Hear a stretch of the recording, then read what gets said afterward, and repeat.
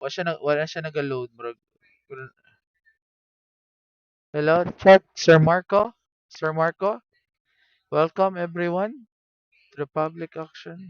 Hello, Nasser.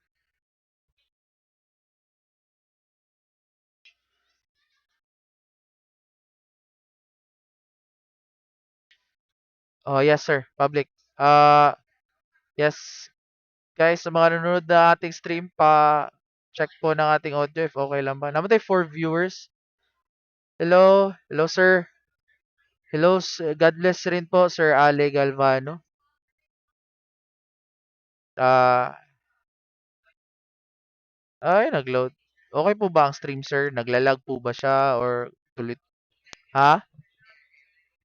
Yes, sir. Mota na sa ta, sir. Guys, mga nanonood ng stream, pwede po ba ma-check ang ating stream kung naglalag po ba, nagsta-stutter? Meron ba kayo na-experience na nagsta-stop yung stream tapos hina yung pilid mo lagi? Yes, sir, Corporal would tech lagi daw, sir, na advisory down PLDT. Mahina ang signal, sir. Yeah nga, sir. Supposedly sa Facebook kami magla-live. Ang problema, di naglo-load yung Facebook. Sinusubukan namin dito sa YouTube. YouTube.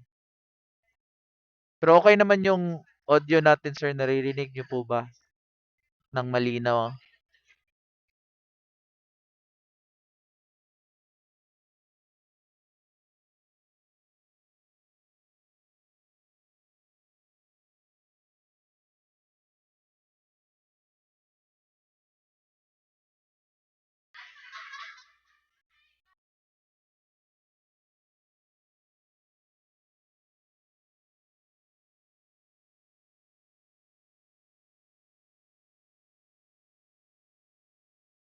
Medyo mukarat usahay. Okay lang dumugman. Inay jud signal. Lagi sa PLDT lagi.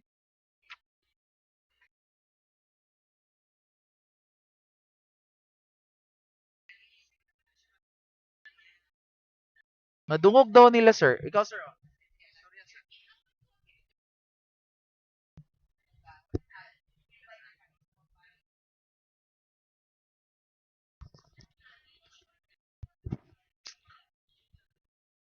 Pwede wala na yung ani.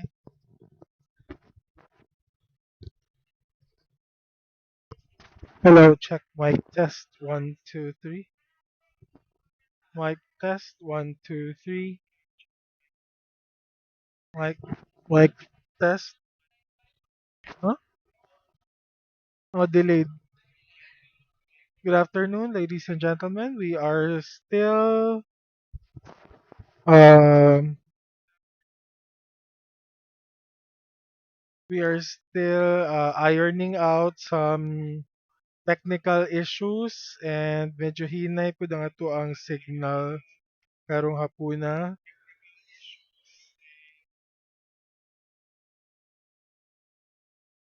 Okay na, sir. Okay. So, we are currently using the account of our dear friend Nika. So this is the na-share na ni sa Facebook page. Na-share,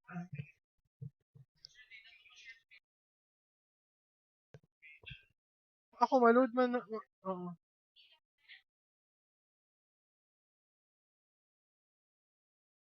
Saan pag-share? Yeah. Okay.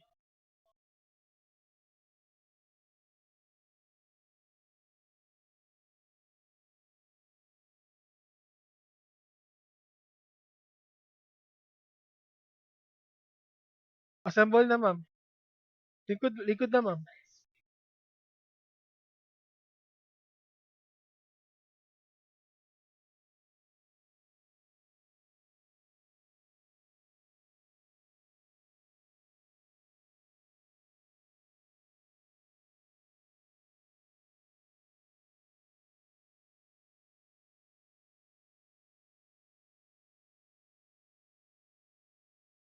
Ladies and gentlemen, good afternoon once again. We are still getting ready for our live auction this afternoon.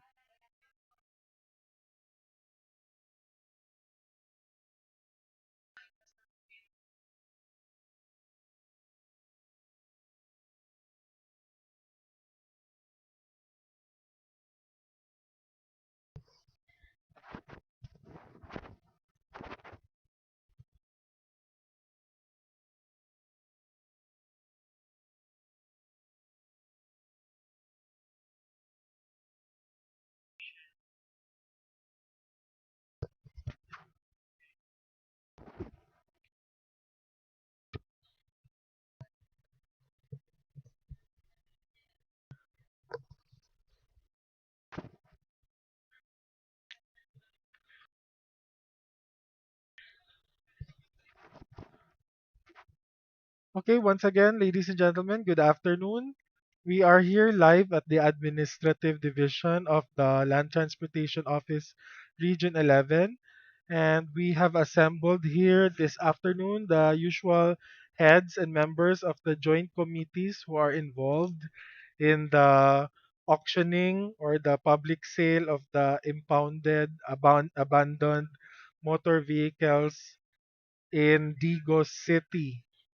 With us this afternoon are the different heads and committee members of the different committees who are involved in uh, auctioning off the motorcycles.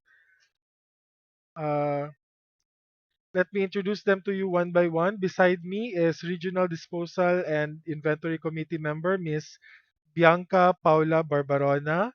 Behind her is back member and finance chief of LTO, Miss Maria Jeanette Y. Gan. And behind her are two members of the Regional Disposal and Inventory Committee. We have Miss Mary Grace Gahito and Miss Lillian Joyce Hosol.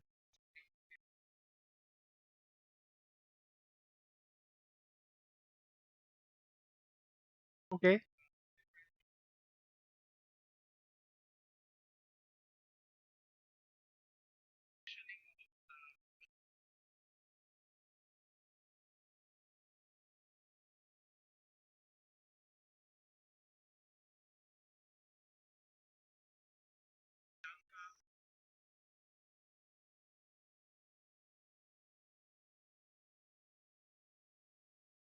Hmm?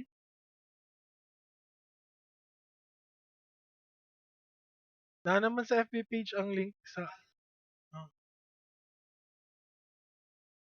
So again, this is pursuant to Presidential Decree number 1729, year circa 1980, issued by President Ferdinand Marcos, that all abandoned, impounded motor vehicles that have been left unclaimed for 6 months or more will be subjected to a public sale.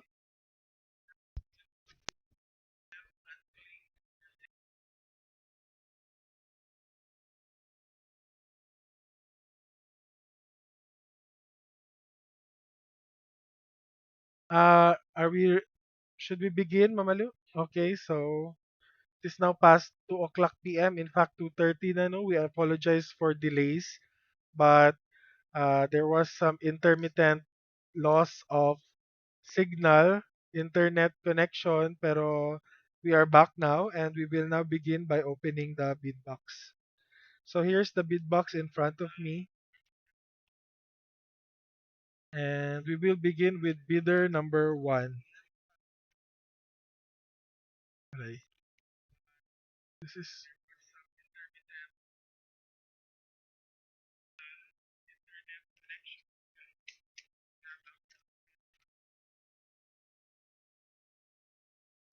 doon lang, buto lang. Ay, para makita tama. Oh.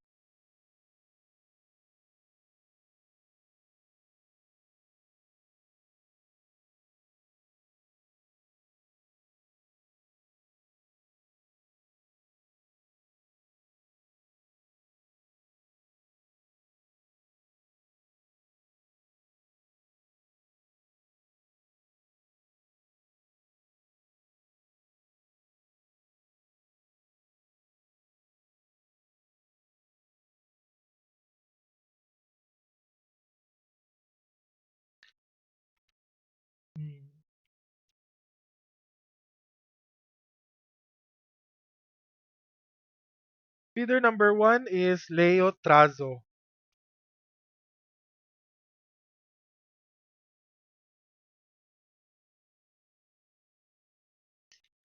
So, ang ating mga members of the committee will now check the accuracy of the bid document, of the figures listed therein, and also check the authenticity of the manager's check that Mr. Trazo forwarded.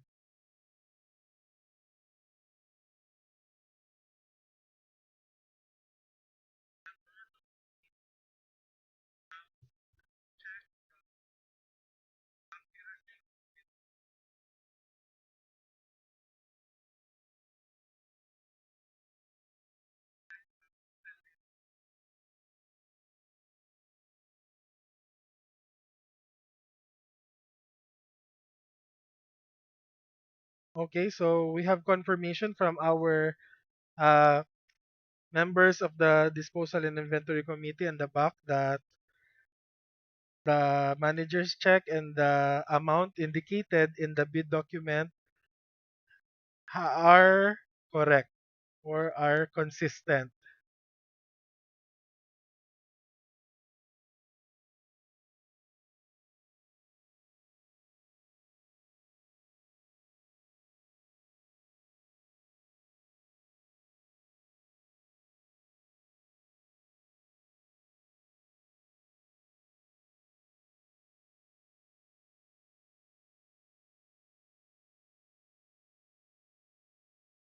So we will now be reading the bid of Mr. Trazo. By the way, we have only 6 lots, and per lot we have 20 or so motorcycles. So we will now proceed with lot 1. For lot 1, Mr. Trazo bidded 82,350. Lot 1, 82,350.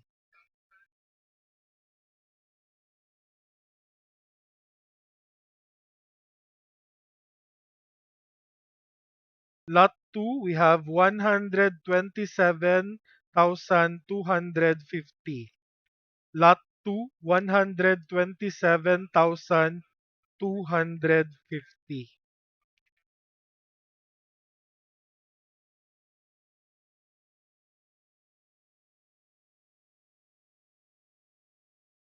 Lot 3, walay bid. Lot 4, zero bids or no bids.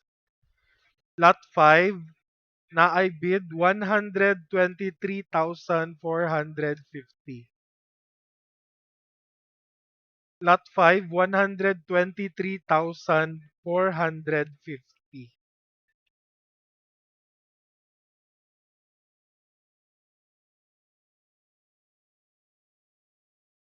And lot 6, we have 56,350. 56,350.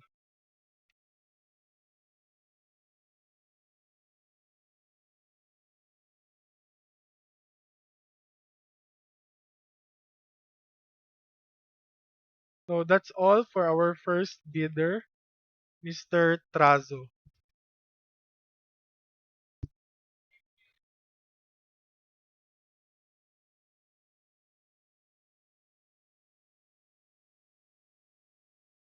Our second bidder, we will now open the second bid envelope. And happy tatamahuman because this is also the last bidder.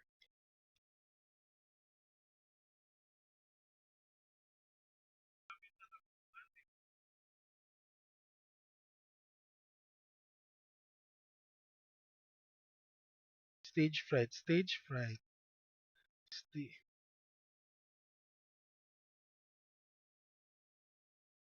So beside me while I'm opening the bid envelope is Miss Bianca Barbarona Atienza. She is newly married and also newly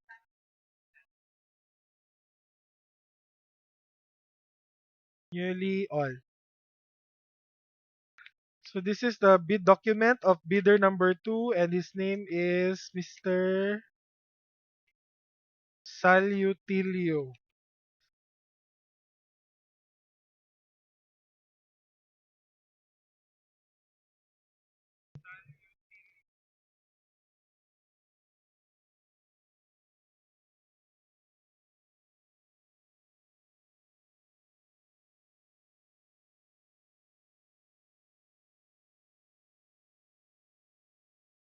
So Mr. Salutilio opted to submit multiple manager's checks per lot that he bid on. So unlike the first bidder na isa lang ka manager's check ang iyahang submit, ang kaning second bidder nato is separate manager's check per lot.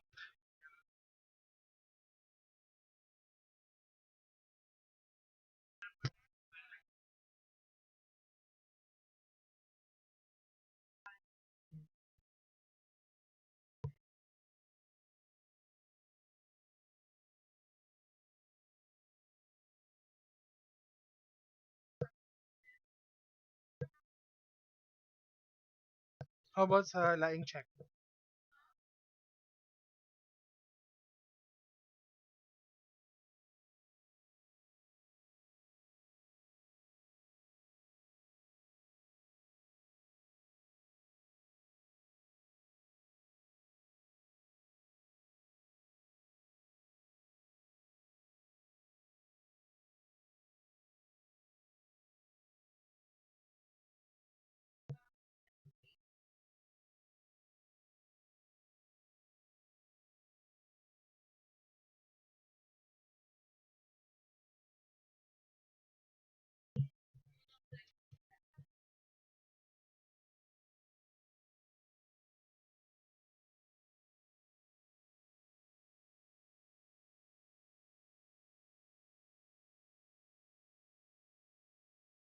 So committee members are still debating on the one manager's check submitted by our second bidder, Mr.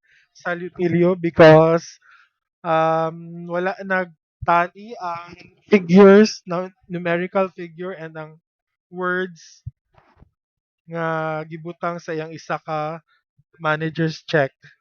And this is for lot. Unsa ni nga lot, Ma'am Jeanette? Ang kana nga check eh.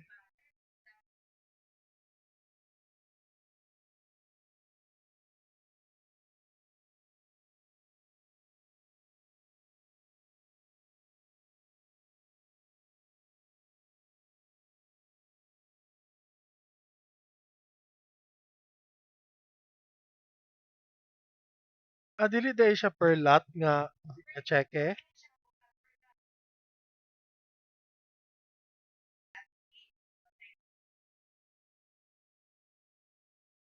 Ah, so unsay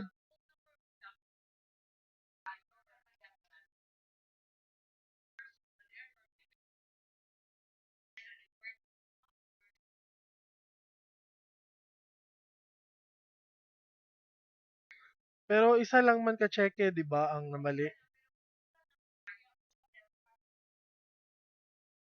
Ah,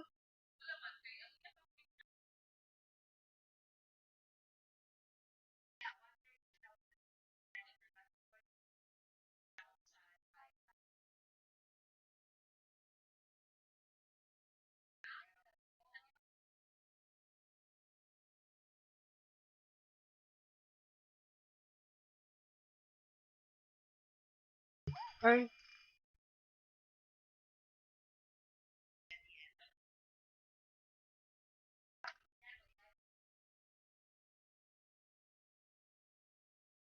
okay. So it seems bidder number 2 that because of your error in the one manager's check, all your other bids in the other lots that you bidded for will be affected because of the one error that you committed. Because in the summation, in the adding of all the manager's check, the total figure of your bid has become different from what you indicated.